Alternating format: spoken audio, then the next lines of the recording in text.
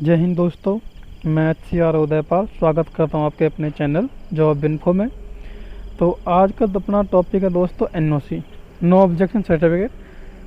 अगर आप किसी संस्था में काम करते हैं और आप उस संस्था को छोड़कर किसी दूसरी संस्था में जॉब करना चाहते हैं तो आपको पहले वाली संस्था से नो ऑब्जेक्शन सर्टिफिकेट लेना होता है। इसे हम बोलते हैं अनापत्तिजनक पत्र, कि आपकी पहली संस्था को आपकी दूसरी संस्था में जाने पर कोई आपत्ति नहीं है। उसी को हम NOC कहते हैं। तो देखिए यहाँ पे हम कुछ पॉइंट्स पर चर्चा करेंगे। हाउ टू गेट NOC कैसे लें, हम NOC कब कब ले सकते हैं, इसके लिए अप्लाई कैसे करते हैं और इसकी क्या कंडीशन होती है और इसके फ़ायदे क्या हैं। तो उसी पर दोस्तों हम यहाँ पे अब चर्चा करेंगे। तो देख, हमारा पहला प्रश्न है हाउ टू गेट NOC, कि NOC किस तरह लें। लेकिन NOC किस तरह लें यह जानने से पहले हम जानेंगे कि हम NOC कब कब ले सकते हैं। तो दोस्तों यहाँ पर हम NOC दो कंडीशन में लेते हैं, एक एजुकेशन पर्पज़ के लिए, एक जॉब पर्पज़ के लिए।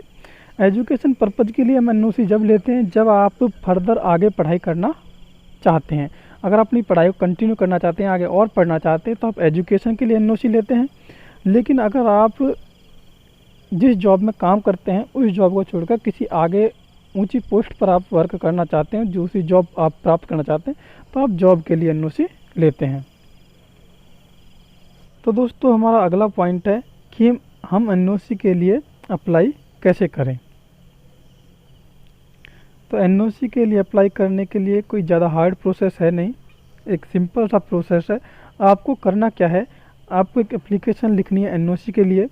साथ में आप जिस पोस्ट के लिए अप्लाई करना चाहते हो, आपका उसका जो एडवर्टाइजमेंट जो निकलता है, जो नोटिफिकेशन निकलता है, आपको उसकी फ़ोटोकॉपी उसके साथ यहाँ पर लगानी है। एक आपको एप्लीकेशन लिखना है, दूसरा आपको जॉब की जो नोटिफिकेशन निकली है ऑफिशियल साइट से लेकर उसको उसके साथ अटैच करना है और आपको जमा करना है। तो दोस्तों यहाँ पर आपको एक खास बात का ध्यान रखना है कि अगर आप जिस जॉब के लिए आवेदन कर रहे हो, आपको आवेदन की अंतिम तिथि से 15 दिन, कम से कम 15 दिन पहले आपको NOC के लिए फॉर्म अप्लाई करना है। ऐसा इसलिए क्योंकि पहले आपको NOC यूनिट से मिल जाती थी, लेकिन अब आपको NOC दिल्ली से प्रोवाइड कराई जाती है, दिल्ली से आपको NOC इशू की जाती है। तो इसलिए उसमें टाइम थोड़ा ज़्यादा लग जाता है। इसलिए आप NOC के लिए कम से कम 15 दिन आपको पहले अप्लाई करना होगा। अब दोस्तों हमारा दूसरा प्रश्न है कि NOC के लिए अप्लाई करते समय कि हमें किन किन कंडीशन को ध्यान में रखना है। तो देखिए पहली जो कंडीशन है वो है पे ग्रेड, और ये सबसे इम्पोर्टेंट आपको पॉइंट है जो आपको याद रखना है कि आप जिस जॉब पर काम कर रहे हो और आप जिस जॉब के लिए अप्लाई करना चाहते हो, तो जिस जॉब के लिए अप्लाई करना चाहते हो उसका पे ग्रेड हमेशा ज़्यादा होना चाहिए जिस जॉब पर आप अभी हो। माना कि जैसे आप हेड कांस्टेबल हो, आपकी जो पे ग्रेड है वो 2400 है, तो आप जब अगली जॉब के लिए अप्लाई करोगे तो उसकी जो पे ग्रेड है वो 2400 से ज़्यादा होनी चाहिए, तो तभी आप NOC के लिए अप्लाई कर सकते हो। दूसरा है आपका जॉब पीरियड। जॉब पीरियड का जो मैटर है वो इश्यूइंग अथॉरिटी पर कभी कभी निर्भर करता है कि कभी वो आपको NOC इसको ध्यान में रखकर प्रोवाइड नहीं भी करती है, कई बार कर भी देती है। लेकिन आपको इतना टेंशन लेने की ज़रूरत नहीं है, क्योंकि जॉब पीरियड यहाँ पर होता है 2 साल का, और जो कि आपके ट्रेनिंग टाइम में कंप्लीट हो जाएगा, क्योंकि आपकी 6 महीने की बेसिक ट्रेनिंग और आपका लगभग 1 साल का आपका यहाँ पर ट्रेड कोर्स होता है, तो आपका यहाँ पर बेसिक जॉब पीरियड कंप्लीट हो जाएगा।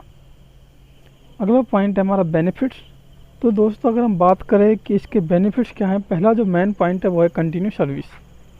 कंटिन्यू सर्विस का अर्थ यहाँ पर है कि अगर आप NOC लेकर किसी जॉब के लिए अप्लाई करते हो, आप उसमें सिलेक्ट हो जाते हो, तो आप जिस जॉब पर, जिस पोस्ट पर अभी हो, उसमें अगर आपको 3 साल सर्विस हो गई तो आपकी वो सर्विस कंटिन्यू रहती है। अगर आप अगली पोस्ट में जाओगे तो वो अगली साल आपकी 4th गिनी जाएगी, उससे अगली साल आपकी 5th हो जाएगी।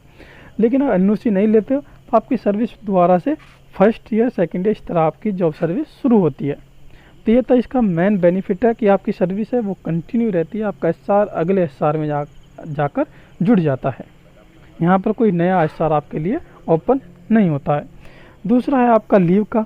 आपको बिना किसी रुकावट के, बिना किसी उसके, आपको अगर आपने NOC ली है तो आपको टाइम से छुट्टी दे दी जाती है। बस आपके खाते में छुट्टी बची हुई होनी चाहिए, और दूसरा कोई एक्सट्रीम कंडीशन नहीं होनी चाहिए जिससे आपको छुट्टी ना दी जा सके। नॉर्मल कंडीशन है तो आप छुट्टी के लिए एप्लीकेबल हो और आप छुट्टी एनओसी को अपनी दिखाकर छुट्टी वहाँ पर ले सकते हो। तो दोस्तों एनओसी में बस इतना ही था।